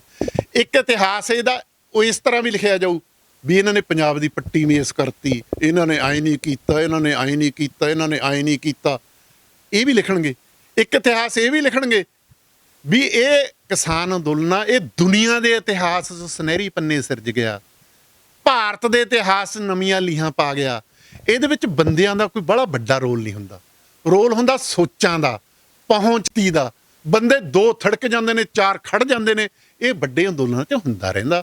ਵੱਡੇ ਅੰਦੋਲਨਾਂ 'ਚ ਗਲਤੀਆਂ ਵੀ ਹੁੰਦੀਆਂ ਰਹਿੰਦੀਆਂ ਨੇ, ਪਰ ਵੱਡੇ ਅੰਦੋਲਨ ਦੀ ਸਮਰੱਥਾ ਹੁੰਦੀ ਆ, ਉਹ ਗਲਤੀਆਂ ਨੂੰ ਸੁਧਾਰ ਵੀ ਜਾਂਦੇ ਨੇ, ਸੱਟ ਨੂੰ ਜਰ ਵੀ ਜਾਂਦੇ ਨੇ। ਯਾਰ 26 ਜਨਵਰੀ ਵਾਲੀ ਸੱਟ ਜਰੀ ਨਹੀਂ, ਲਖਮੀਰ ਕਾਂਡ ਵਾਲੀ ਦੇਖ ਲਓ, ਜਰੀ ਨਹੀਂ। ਜਿੰਨੇ ਹਮਲੇ ਹੋਏ ਸਮੂਹਕ ਸਿਆਣਪ ਨਾਲ ਹੱਲ ਕੀਤੇ ਨਹੀਂ। ਸੋ ਇਸ ਕਰਕੇ ਇਤਿਹਾਸ ਸੁਨਹਿਰੀ ਪੰਨਿਆਂ 'ਚ ਲਿਖਿਆ ਜਾਊ। ਬਾਕੀ ਤੁਸੀਂ ਆ ਕਹਿ ਲਓ ਸੋਨੀਆ ਮਾਨ ਜੀ, ਗੁਰਨਾਮ ਚੜੂਨੀ ਜੀ, ਹੋ ਸਕਦਾ ਉਸ ਵੇਲੇ ਕਿਸੇ ਨੂੰ ਯਾਦ ਹੀ ਨਾ ਰਹਿਣ ਜਦੋਂ ਇਤਿਹਾਸ ਲਿਖਿਆ ਜਾਊ ਵੀ ਇਹ ਕੀ ਹੁੰਦੇ ਸੀ। ਕਿਉਂਕਿ ਇਦੋਂ ਬਾਅਦ ਇਹ ਸਿਆਸਤ ਆ ਜਿਹੜੀ ਕਿਸਾਨ ਅੰਦੋਲਨ ਦੀ ਵਿਰਾਸਤ ਇਹਨੇ ਪੈਦਾ ਕਰਤੀ, ਜਿਹੜੇ ਇਹਨੂੰ ਗਾਹਾਂ ਲੈ ਕੇ ਜਾਣਗੇ ਅੰਦੋਲਨ ਜਿੱਤਣ ਤੋਂ ਬਾਅਦ ਵੀ ਬਿਲਕੁਲ ਉਹਨਾਂ ਦਾ ਇਤਿਹਾਸ ਜਾਂ ਲਿਖਿਆ। ਆਮ ਲੋਕਾਂ ਦਾ ਇਤਿਹਾਸ ਲਿਖਿਆ ਜਾਊਗਾ, ਆਮ ਲੋਕ ਕਿਵੇਂ ਬੈਠੇ। ਹਾਂ ਹਮ ਲੋਕਾਂ ਦਾ ਲਿਖਿਆ ਜਾਊ ਜੀ। ਉਹ ਹੁਣ ਇਹ ਜਿਹੜੇ ਗੀਤ ਚੱਲ ਪਏ ਤਾਂ ਮਿਟਦੇ ਨਹੀਂ ਨਾ। ਸਾਡੇ ਲਈ ਕਿਲਾ ਬਣ ਗਈਆਂ ਸੜਕਾਂ ਹੋਏ ਪਾਤਸ਼ਾਹ। ਇਹ ਜਿਹੜੇ ਸੰਤ ਰਾਮ ਉਦਾਸੀ ਨੇ ਕਿਤੇ ਗੀਤ ਲਿਖੇ ਸੀ, ਮਤਲਬ ਝੋਰਾ ਕਰੀ ਨਾ ਕਿਲੇ ਆਨੰਦਪੁਰ ਦਾ, ਕੁੱਲੀ ਕੁੱਲੀ ਨੂੰ ਕਿਲਾ ਬਣਾ ਦੇਾਂਗੇ। ਸੋ ਇਤਿਹਾਸ ਲਿਖਿਆ ਜਾਂਦਾ ਹੁੰਦਾ ਇਹ। ਹਾਂ ਪੱਖੀ ਉਹ ਇਤਿਹਾਸ ਲਿਖਿਆ ਜਾਊ। ਬਾਕੀ ਨੇ ਆ ਜਿਹੜੇ ਆ ਜੀ ਫਲਾਨਾ ਜੀ ਮਕਤਮਕਾ ਜੀ, ਇਹ ਕਿਸੇ ਨੇ ਇਹਨਾਂ ਨੂੰ ਯਾਦ ਨਹੀਂ ਕਰਨਾ, ਮੈਨੂੰ ਇਹ ਲੱਗਦਾ। ਤੁਸੀਂ ਸਾਰੀ ਗੱਲਬਾਤ ਸੁਣੀਏ। ਸਾਡੇ ਨਾਲ ਮੌਜੂਦ ਸਨ ਮਾਲਵਿੰਦਰ ਸਿੰਘ ਮਾਲੀ। ਸਿਆਸਤ ਦੀ ਗੱਲ ਕੀਤੀ ਹੈ। ਸੰਯੁਕਤ ਕਿਸਾਨ ਮੋਰਚਾ ਜੋ ਅੱਜ ਵੀ ਦਿੱਲੀ ਦੀ ਮਦੂਹਾਂ ਦੇ ਉੱਤੇ ਬੈਠਾ ਹੈ, ਇੱਕੋ ਹੀ ਯਕੀਨ ਉੱਤੇ ਬੈਠੇ ਨੇ, ਜਦ ਤੱਕ ਕਾਲੇ ਕਾਨੂੰਨ ਰੱਦ ਨਹੀਂ ਹੁੰਦੇ ਉਹਨਾਂ ਨੇ ਵਾਪਸ ਨਹੀਂ ਆਉਣਾ। ਅੱਜ ਵੀ ਕਿਸਾਨ ਉੱਥੇ ਬੈਠ ਕੇ ਇਹੀ ਚਰਚਾ ਕਰਦੇ ਨੇ। ਪਰ ਜਿਨ੍ਹਾਂ ਨੇ ਪ੍ਰਸਿੱਧੀ ਖੱਟੀ ਇਸ ਮੋਰਚੇ ਵਿੱਚੋਂ ਕਿ ਉਹ ਬਾਹਰ ਨਿਕਲ ਕੇ ਸਿਆਸੀ ਤੌਰ ਤੇ ਵਿਚਰਨਗੇ ਤਾਂ ਕੀ ਉਹ ਸਿਸਟਮ ਵਿੱਚ ਜਾ ਕੇ ਫਿੱਟ ਹੋ ਜਾਣਗੇ। ਕੋਈ ਮੰਨ ਰਿਹਾ ਫਿੱਟ ਹੋ ਜਾਣਗੇ, ਜਿਵੇਂ ਇਹਨਾਂ ਨੇ ਗੱਲ ਕਹੀ ਹੈ ਵੀ ਠੀਕ ਹੈ ਉਹ ਜਾਣਗੇ ਤਾਂ ਸਿਸਟਮ ਬਦਲਿਆ ਜਾ ਸਕਦਾ। ਪਰ ਕੋਈ ਕਹਿ ਰਿਹਾ ਵੀ ਨਹੀਂ ਬਦਲਿਆ ਜਾ ਸਕਦਾ। ਸਭ ਦੇ ਅਲੱਗ ਵਿਚਾਰ ਨੇ।